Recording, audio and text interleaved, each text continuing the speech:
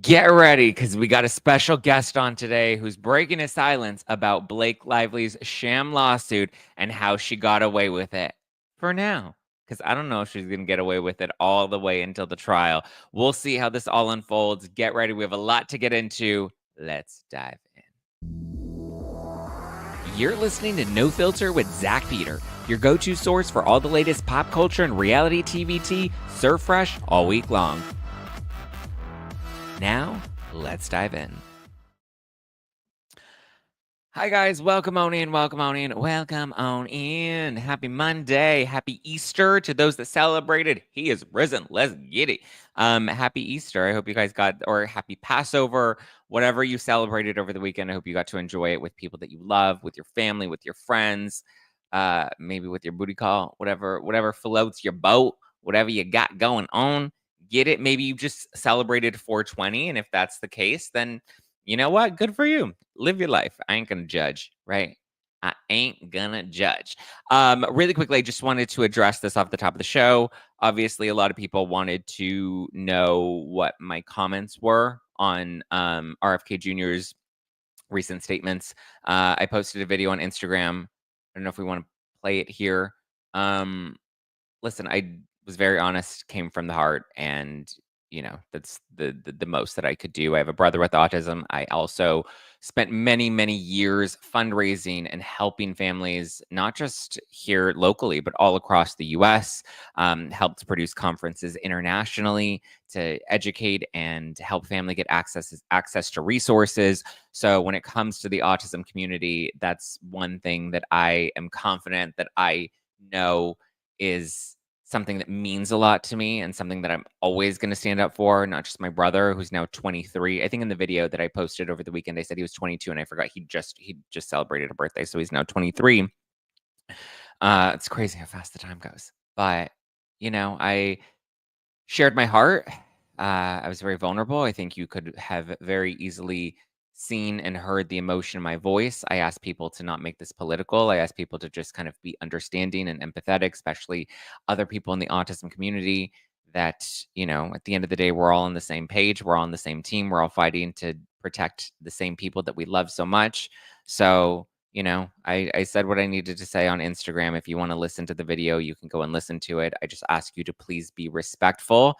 I did have to block some people not because I disagreed with them, but because they were not being respectful in the comments and they were attacking other moms or other family members in my comments, and I'm not going to tolerate that. So one thing that I asked for is one, for people to not turn this into an issue of politics, and two, to just be respectful of the fact that there are, autism is a spectrum.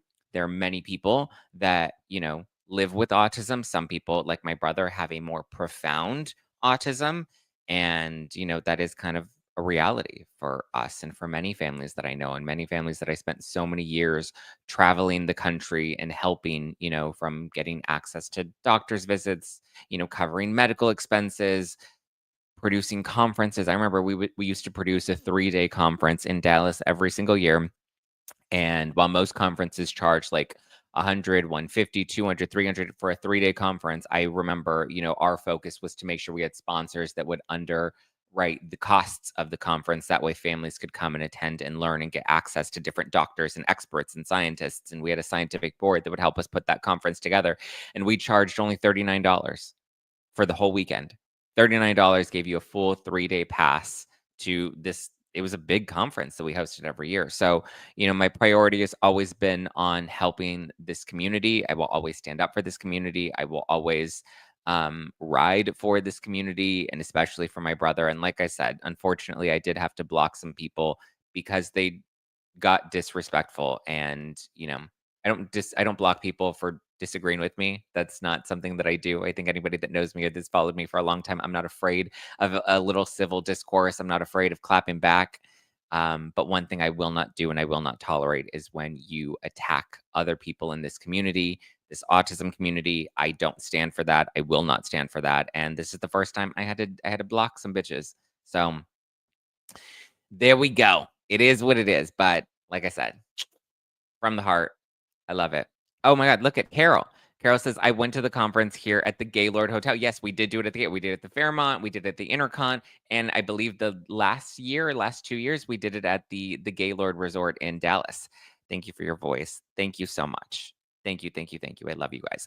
And on that note, I also wanted to share some very exciting news. Hi, Leanne. Hi, Carol. Hi, Carrie. Hi, Christina. Hi, Julia. Hi, Jessica. Hi, Sydney. Quarter random opinion in the house. Let's get it. Exciting news because, I like to run my mouth, but I also know when to put my money where my mouth is. And so I wanted to share this morning. I made a donation to the No More Foundation, as I promised that I would. I was waiting for the final numbers to come in. Obviously, I don't personally run the merch. This was a special merch campaign that we had done that was made on demand. That's why, orders kind of took a few days before they were printed and sent and all of that stuff. But as I promised, I am not Amber Heard. I'm not just going to pledge. I actually put my money where my mouth is. And this morning, I made a donation of $6,609.68. Collectively, we raised $6,124.26. But I also wanted to cover the transaction fee. So the transaction fee was like almost 500. So the total donation was $6,125 is what I donated, and then the transaction fees were $484.68. So I not only made the donation, but I also covered the transaction fee as well. This donation went to the No More Foundation this morning, Monday, April 21st. Got my receipt from them, got this very lovely note from the No More Foundation. It says, thank you so much for your donation. We're incredibly grateful to have you as part of the No More community. Your support today is helping us work toward a world free from domestic and DV and SV. We couldn't be more thrilled to have you on this journey. With your generosity, we're able to connect survivors around the world to life-saving resources and offer young people the education they need to build healthy, safe relationships. Your support also enables us to work with grassroots organizations across the world, empowering them to affect real change on the ground and provide critical support for their communities. Thanks to you, No More can amplify the voices of survivors and inspire others to take action in the fight to end violence. Please know that your contribution is more than a gift. It's a powerful step towards a safer, more just world. We can't wait to share updates on the impact you're making possible. Thank you guys. I love you. I appreciate you. We did this together. So thank you, thank you, thank you. I do have a special guest that's going to be hopping on in just a sec, but really quickly, I want to take a moment to thank this week's sponsors. All right, guys, the countdown is on before the new administration exposes the entire pandemic. Most realize a large sum of people's health was negatively impacted by global coercion. Whether severe side effects or experiencing long COVID, check out this natural solution formulated by Dr. Peter McCullough in collaboration with The Wellness Company. And they've just leveled up their original detox formula for $30 less. Introducing the 3-in-1 Ultimate Spike Detox, conveniently consolated into one capsule with 4 times more nattokinase, 500 milligrams of bromelain, and 500 milligrams of turmeric root extract. Nattokinase, an enzyme researched for its anti-clotting effects, may work to break down spike proteins. Combined with bromelain and curcumin, it provides a potent blend for detoxification and cellular support. Crafted with 100% natural ingredients, Ultimate Spike Detox is backed by research offering effective support for your cell's natural repair and recovery. Experience the only formula approved and used by Dr. McCullough, a top freedom-fighting doctor who risked it all. Head to twc.health/nofilter and use code NOFILTER to get 15% off plus free shipping. Again, that's twc.health/nofilter and use code NOFILTER to get 15% off. Get back to that pre-COVID feeling. Are you sick of drinking your calories or waking up hungover? Having some drinks can be fun, but I'm glad that I found an alternative that lets me feel great in the moment and the next morning, and that is these out-of-office gummies from Soul. You may have seen them on my Instagram story, and it's because I'm actually really taking them and really, really loving them. Sometimes you just need a little something in the middle of the afternoon to help you get through the rest of your inbox, or something at the end of the day to help make your evening even more enjoyable. And that's where today's sponsor, Soul, can help. Soul is a wellness brand that believes feeling good should be fun and easy. Soul specializes in delicious hemp-derived THC and CBD products designed to boost your mood and help you unwind. Their best-selling out-of-office gummies were designed to provide a mild, relaxing buzz, boost your mood, and enhance creativity and relaxation. I'm telling you, they're delicious. I also love their drinks. The out-of-office gummies, they come in 4 different strains, so you can find the perfect dose for your vibe. You can choose from a gentle microdose, a perfect buzz, a noticeable high, or a fully lit experience. Litty City all the way. With wellness at the forefront, you can feel good about what you're putting in your body. All of Soul's products are made from organically farmed USA grown hemp and are vegan, gluten-free, and low in sugar. And if you like their gummies, then you've got to try their new out-of-office beverages. It's a refreshing, alcohol-free alternative that's perfect for summer sipping. Like I said, I've tried the gummies, I've tried the bevies, both very delicious. So you're going to want to give them a try. Bring on the good vibes and treat yourself to Soul today. In honor of 420, Soul is running a special on-site sale. Get 30% off your entire order. Just head to GetSoul, GetSoul, getsoul.com and use code NOFILTER. That's getsoul.com, promo code NOFILTER for 30% off. Go right now. All right, guys. People in the live chat right now, and you are all, very excited about the donation that we made to the No More Foundation with the merch campaign that we just finished running in honor of Justin Baldoni, or just in honor of all of this. It ends with us drama, and I just want to remind you guys. I see a lot of you being very generous and thanking me, but we did this together. So know that this is, a donation that I'm proud to have made this morning in honor of all of us collectively, right? We're covering the story and talking about this. And like I said, I love to run my mouth, but I also wanted to make sure that we did something positive, and I put my money where my mouth is. So as we cover this, I hope we can, I know a lot of people are now asking, since it's Autism Awareness Month, maybe our next merch campaign will help families affected by autism. Maybe, I don't know, maybe we'll make this like a recurring thing. But yeah, I just wanted to thank you guys again. We did this together. We're making a difference to help survivors of DV and SV, and hopefully we can continue to bring awareness and support. But I know one very juicy story that we were all covering last week was run in the Daily Mail. We had the Daily Mail come on and run this. I thought it was a groundbreaking story, and I'm surprised it didn't pick up more coverage. But I have a very special guest on today.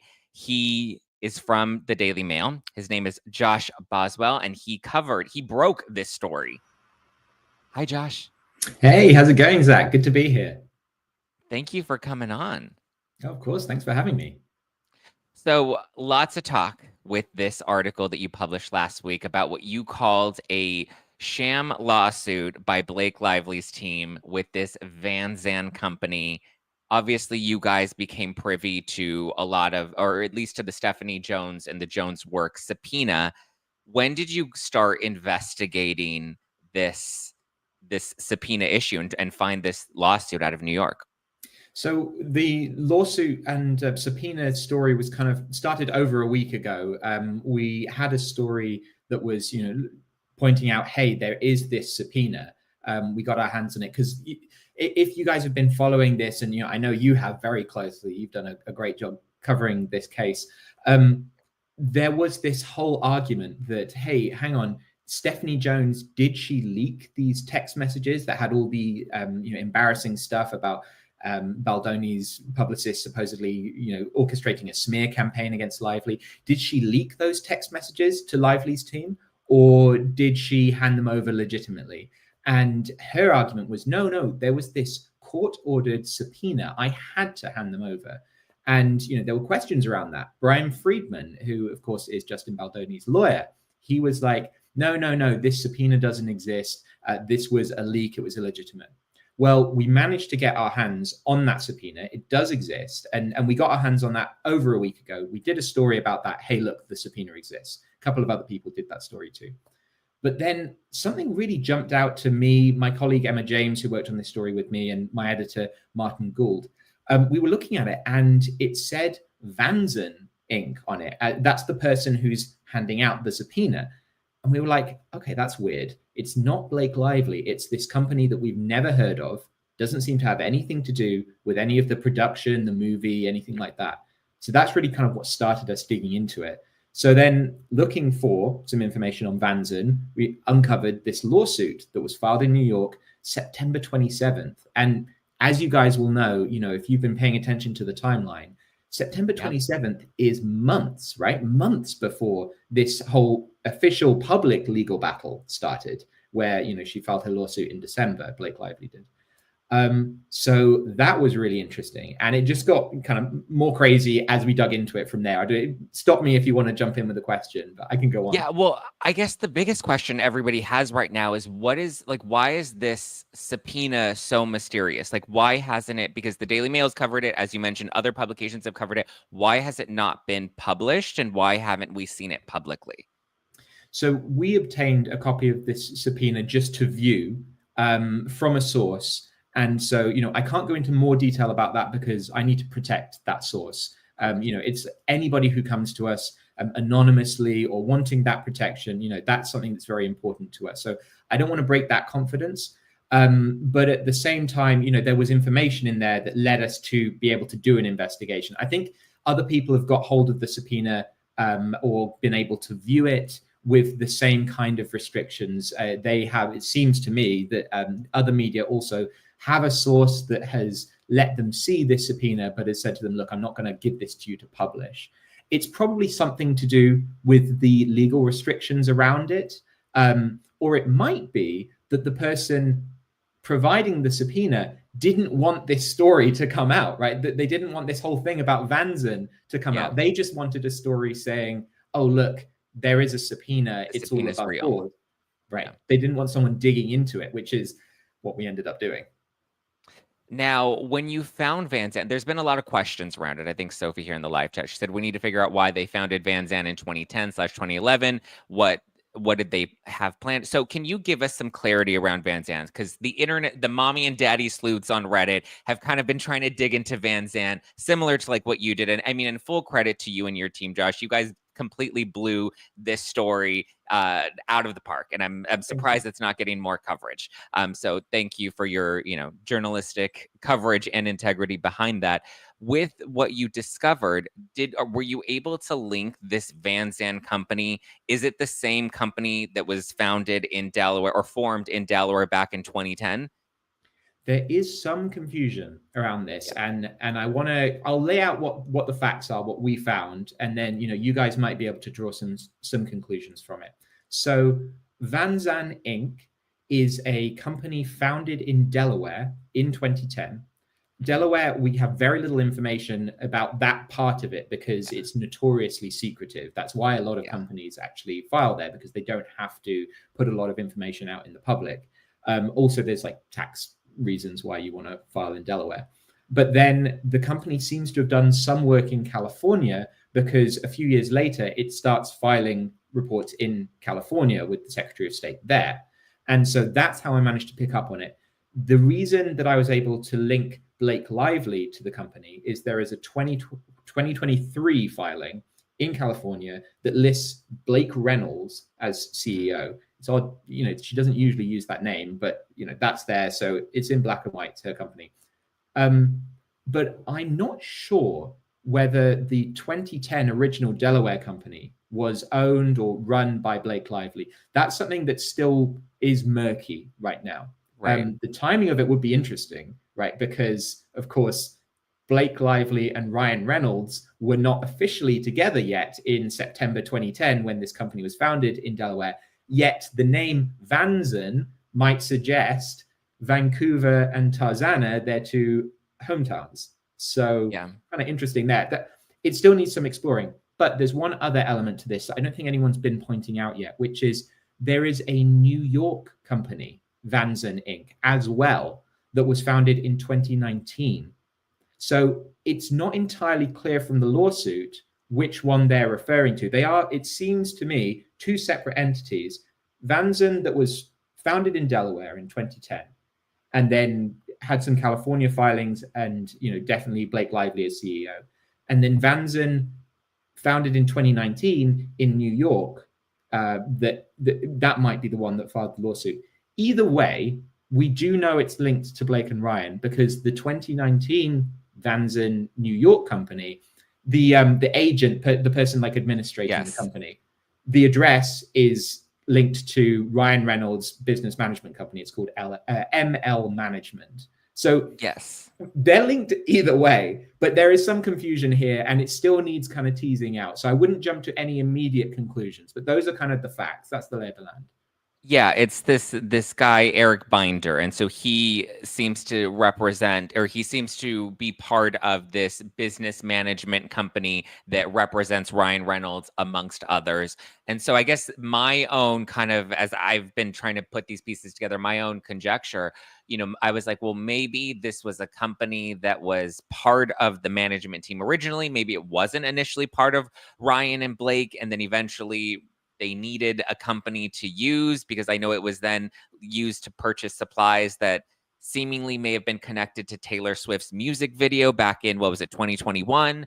And so, I mean, and I don't know how common it is for some of these management companies to maybe have some of these additional LLCs or incorporations that are then used to kind of help their clients. I don't know, something about it, as you said, there's so many unanswered questions. It seems very odd and strange. And then this company, one was used to purchase these supplies that seemed to somehow be linked to the Taylor Swift music video. But then years later, we now have it linked to this secret lawsuit that, and so the lawsuit was filed in September, which was just in time for the New York Times to get or the Jones Work PR to get subpoenaed and turn over the text messages, which is when we see the New York Times was putting together this article sometime in October. And then eventually by December, I believe it was the day before the New York Times published their article, is when this lawsuit was it withdrawn, or was it dropped or dismissed? It was withdrawn. So you've got minimal filings in this lawsuit. There are two public filings. One, them filing their complaint, which is super vague. Like, there's basically no details at all in there. And that was on September 27th. You then have, this isn't public, but we know from what we've seen, that subpoena being filed October 1st, 4 days after the complaint. And then you have the public withdrawal of the lawsuit by Vanzan on December 19th. And then the next day, you've got the California civil rights complaint by Blake Lively. Arguably, and this is my own opinion, and we've learned that opinions matter in lawsuits like this, arguably, you could say the untraceable smear campaign likely could have come from Team Lively, given that there were so many seemingly calculated moves that were kind of meant to guise what was going on behind the scenes. We had, this lawsuit with 10 Does. We had this Vanzan company that nobody had really ever heard of. It wasn't Blakel Inc. It wasn't, it wasn't Mint Mobile. It wasn't Blake Brown. It wasn't, and that's the other thing that to me was kind of suspicious when it came to, the 2010 formation of Vanzan. Is we've seen Ryan Reynolds likes to use Van a lot, which is linked to Vancouver. His Instagram handle is Van City. And then with Blake Lively, even her companies, she has Betty Buzz and Betty Booze, which is named after her daughter Betty. She also has her company Blake Brown, which is her hair care, which is her legal name, her given name, Blake Brown, because her father's last name is Brown before she used the stage name Lively and is now Reynolds. So we've seen that she tends to name her companies after herself, and Ryan Reynolds usually has some sort of, tie to Van, which is Vancouver, Van City. So it wouldn't be shocking, but it would also be jarring considering there were all these affair rumors in 2010 when they had initially met, but he was married to Scarlett Johansson at the time. She was dating Penn Badgley. They wrap up the set of the Green Lantern. Then suddenly Ryan's divorcing Scarlett. She breaks up with Penn Badgley by the end of 2010. They go public in 2011, married on a plantation by 2012. Yeah. So that, there's some information there that could point to this being Blake and Ryan's right from the beginning, but also it's quite possible that it wasn't. And you mentioned this thing about these companies that are already set up by the management firms before they're actually taken on by the clients. That is a thing that happens. Often, it can be totally legitimate. Sometimes it's used by shady enterprises as well, where they want this sort of like pre-seasoned company. So if you're doing something underhand, you might want a company not suddenly popping up a week before you do it. You might want a company that's been around for many years. So it's not weird that they would suddenly be filing a lawsuit or suddenly be taking some action. Now, I'm not saying that's necessarily what happened here, but that is a practice that has happened in the past. So, it's unclear. I'm going to be doing some more investigating on this. I have also reached out to Lively's people. I've said, hey, what's the story with this company? When did Blake Lively come into it? Did she found it? Did she found it with Ryan? All of those things. I'm hoping for an answer that explains everything from them. We'll see what happens.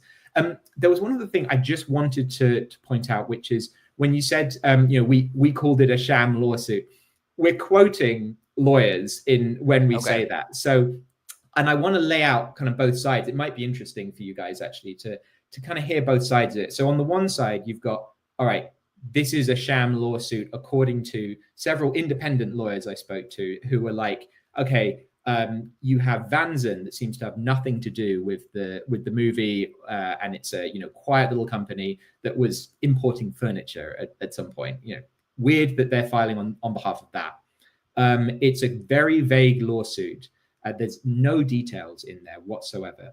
It's against 10 anonymous Jane John Doe defendants. So nobody is named as a defendant. And yet in the lawsuit, it actually says these are representatives or employees of Vanzan. So basically what Vanzan is saying is, these people are my clients, employees, representatives, but I don't know who they are, and I'm suing them. And I'm giving no detail whatsoever as to the thing they've actually done. So that makes it look very weird.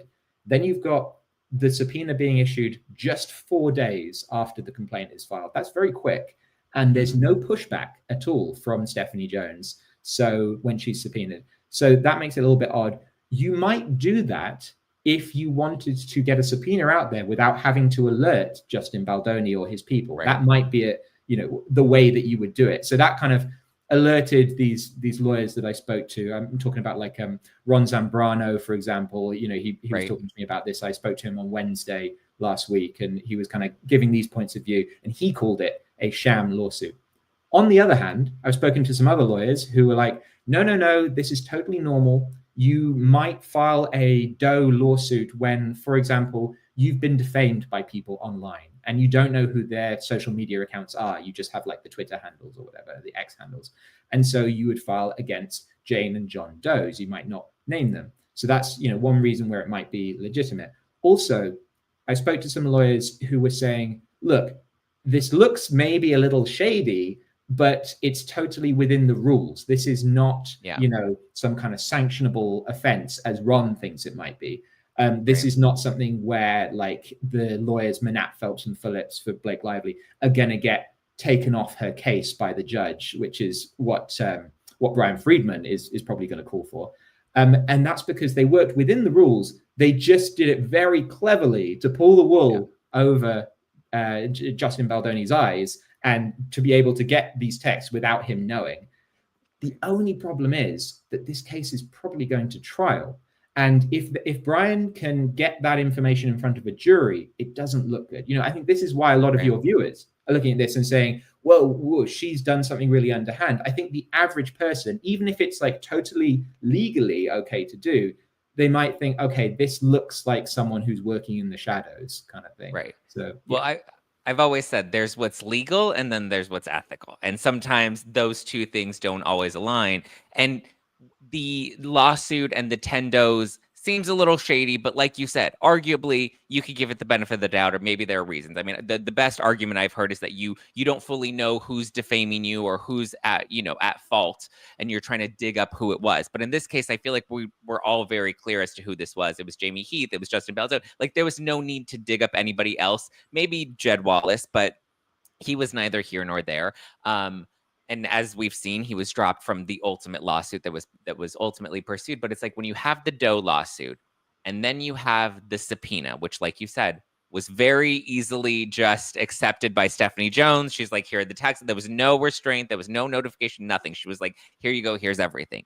And also very suspect. The New York Times working on this article from October. Kind of suspect. Then you have the lawsuit withdrawn, a CRD complaint that's filed, and then somehow leaked to the New York Times where all of these text messages are published for everybody to read. So when you individually, and the New York Times is going to follow the story, they're going to report on whatever's the most newsworthy at that moment, but individually they maybe seem a little suspect, but can have some level of ethics to them. But I think when you put it together collectively, it really does look suspicious, because when you add the Doe lawsuit, the subpoena, the dropping of the Doe lawsuit, the CRD complaint that was filed in California, even though she filed her lawsuit in New York, then it suddenly is, and you see all of the protections, the litigation privilege and the Me Too privilege and the fair reporting privilege. It just adds a different layer that makes it all look wild. And I know you'll be following it closely. I know you have a busy day ahead of you, but I appreciate you coming in. Josh, is there anything else you want to leave us with before we wrap? I think that's it. Maybe just one thing, which is, look out for what Brian Friedman does now. I mean, he is livid about this. When I spoke to him, he was like, cannot believe they've done this. He has not seen the subpoena yet. He had no idea about the Vanzan lawsuit until I actually told him about it on Wednesday. So, he's probably going to be filing something in that SDNY federal lawsuit. We'll look out for that. We'll see what he asks for. Maybe he'll ask for disqualification of her lawyers. Maybe he'll ask for sanctions. We'll see what happens. But just keep watching for news. Go to dailymail.com. We will be covering this closely. And thank you very much for having me on. Thank you for coming on. I mean, so wait, was Brian Friedman, was he really shocked by this? He's never seen the subpoena? Wow. Yeah. And, he might say that. And I was kind of looking for this when I spoke to him, right? I was like, how shocked is he actually? Was, is he just playing strategy here? But as best I could tell, I'm pretty sure he would, like, the way he reacted, he had no idea about this Vanzan lawsuit, which kind of means, their strategy, Blake Lively's strategy worked. She kept it under wraps until now. Yeah.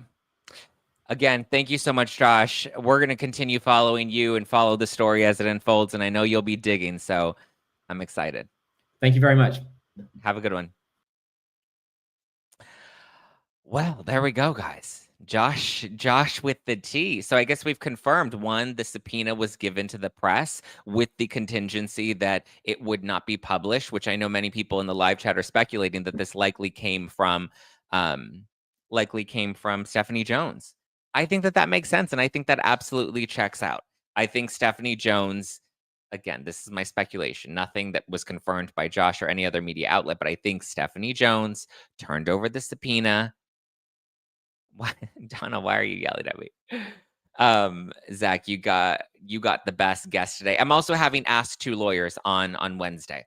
So Josh was on today. Tomorrow is my big announcement. So remember, everybody, big announcement on the podcast tomorrow. Get ready. Also, just a reminder for those of you that are joining in late, I just wanted to thank you guys again. We were able to raise over $6,000 to the No More Foundation. Here's the transaction receipts, proof, timeline, screenshots, everything. Here you go. This morning I donated $6,600 to the No More Foundation, which covered what was raised and covered the transaction fee. It was a very expensive transaction fee, but I, in good faith, wanted to make sure I covered that transaction fee as well. Tomorrow's a big announcement, and then this Wednesday. Thank you guys. Don't thank me. Listen, thank you guys. We did this together. Congrats on the donations. This was us. Cassidy. Talk to me about Cassidy. Somebody give me the briefing on Cassidy. But so my speculation was, I think Stephanie Jones provided this to the press, told them, you can report on it to prove that it's real. You just can't publish it because she doesn't want it out there. And if the press is getting it and Brian Friedman's not, highly suspicious, right? Highly, highly suspicious. Elena says, I may be wrong, but I think angering Brian Friedman is the last thing you want to do. No, absolutely. Absolutely. Sydney says, love seeing this community come together for good deeds such as this. I agree. That's why I'm like, if anybody has shit that they want to talk, you know what? When you can put your money where your mouth is, then come see about me, baby. The sneaky strategy didn't work on their end. I agree.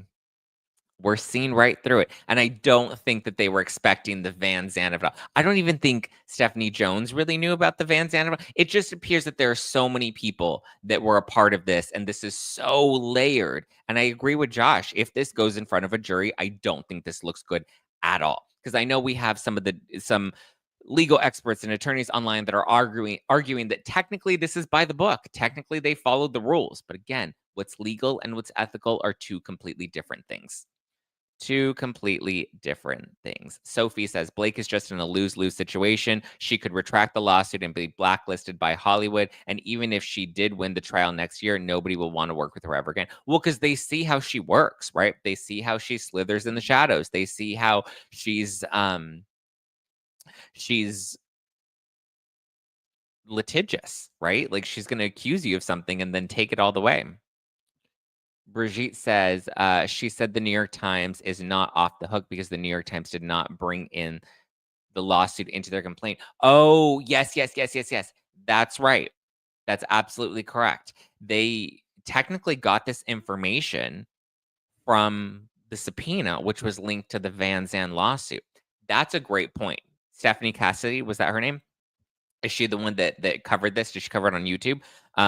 Sorry, I wasn't familiar with that. I know some people were talking about Liz Plank over the weekend, which to me was just kind of like a strange aside. I think Liz Plank, similar to all of these clients, has the same business management team and they share, a front-facing address. I didn't think it was anything that insidious from Liz Plank's perspective, other than similar how they're all with WME, they're all with the same business management company.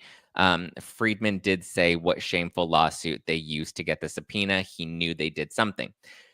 Well, I believe Friedman at first was not fully convinced or aware of what the lawsuit was. And I believe he thought that maybe it was a fake subpoena or a sham subpoena. TMZ is always quick to report nonsense, but somehow skip the subpoena. It's so weird, right? Well, I think also because the press somehow was tipped off. I know we're speculating that maybe it was by Stephanie Jones, but somehow the press was tipped off. See, here's the thing. Blake and her team and Team Lively, they seem to think they're like playing a forward game, right? And they're like, we're going to do this and we're going to plant this. And it always somehow ends up backfiring because the bigger piece, the bigger story is just so much worse than the spin that they're trying to give it. Julia says, I always love watching you. Thanks for the shout out earlier and always keeping an open mind all the time and caring for others. Thank you. Any final closing thoughts, feelings, vibes? If Friedman hasn't seen the subpoena, then he didn't know Vanzan existed. Exactly. Unless you actually, my thing is, unless you had a copy of the subpoena, I question how you got your information. The Lively party and lawyers lost credibility in front of the judge. Cassidy is in the house. Hi, Cassidy. Woo woo. But yeah, no, listen, I think the Daily Mail did an incredible job with breaking this story. They've clearly been investigating it for a while. They had the subpoena, and I think they were the only one of the media outlets to actually be brave enough to challenge the subpoena, right? Like they were like, wait a minute, we have questions. They looked into it, and it's also super fishy. And the whole Vanzan link back to 2010 and then 2021 and then 2023, like all the pieces are still kind of up in the air and we're all very confused by it. Latanya Morgan says, yes, Zach, subpoenas are public records, so how can she tell them not to publish it? Yeah. Well, I think from what Josh shared today, it looks like it was shared with the agreement. Like I will give you the subpoena, you cannot publish it. But why aren't you publishing it is my question. What is I think because, as the Daily Mail also kind of was shady about, like, there was no court stamp on the subpoena. It's all very I don't think that they thought that by turning over the subpoena, it was going to reveal Vanzan or that there was going to be this big blow up interest in Vanzan. It's interesting. The Court of Random Opinion says, are ethics in the room with us? No. I don't know. Are they? I think we're all pretty ethical. Lisa Thomas said, or Lisa Thames says, how can people see that it is not being pushed out to the rest of the media is insane. Where is TMZ? Oh, they're behind Ryan, literally. It's wild. I'm surprised. Like, this is such a big breaking piece of this that I'm surprised it's not being covered more. Jay says the lively parties never thought the Wayfair parties would fight back, and then the dominoes fell.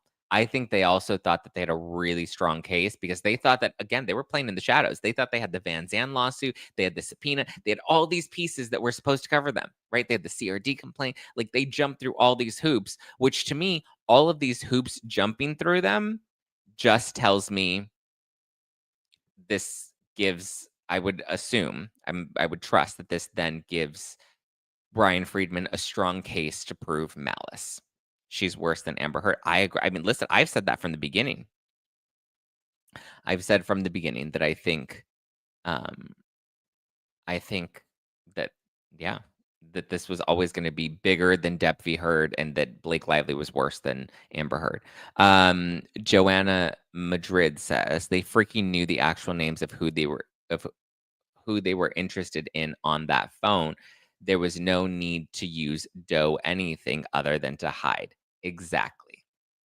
They knew it was Justin Baldoni, Melissa Nathan, Jennifer Abel, Jamie Heath, Steve Sorowitz.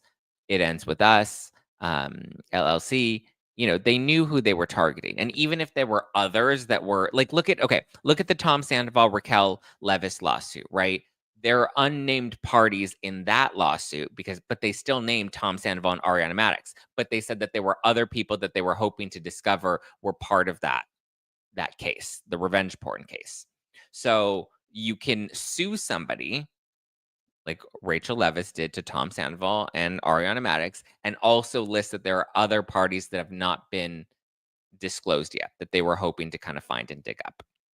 So, yeah, I believe Brian Friedman is also Rachel Levis's attorney. Yes, so we'll see. So he knows how it works with a Doe lawsuit, and I think Rachel Leviss is that case is a really solid example of when you refer to somebody as a Jane Doe or a John Doe when you don't specifically know who they are. And Rachel Leviss, in her case, I believe, is saying that there are Jane Does and John Does that saw her video, the naughty FaceTime video that Ariana Madix found on her boyfriend Tom Sandoval's phone, which was with Rachel Leviss. And so Rachel believes that other people saw that video, and so they're trying to, in discovery, dig up who else may have seen that video. Has anyone confirmed if Vanzan ever had 10 employees that they could even sue? I don't know if they necessarily need 10 employees because you can say contractors, but it was interesting that there was a specific number to say 10, right? I don't know if that's standard. Is Leanne Newton still in the chat? Leanne, is that standard for you to name, like, or for you to say that there are 10 John or Jane Does?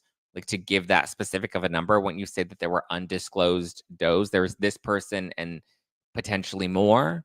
But like to specifically name 10, that tells me that you know that there are 10, you know who the 10 are, right? I would think.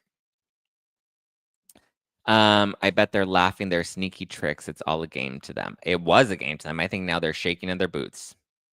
Shaking in their boots. Guys, hit the like button if you're enjoying this, and be sure to subscribe. If you have not subscribed, definitely be sure to subscribe. Leanne says yes. Yes, it's standard, or yes, I'm wrong. Yes, I'm right. Yes, what? Ask Two Lawyers covered it. Yes, I believe Ask Two Lawyers are also going to be interviewing Josh this week as well. And they're going to be on my podcast on Wednesday. So stay tuned for that. Like I said, Ask Two Lawyers will be on the podcast this Wednesday. Excited to have Josh on the podcast today. And then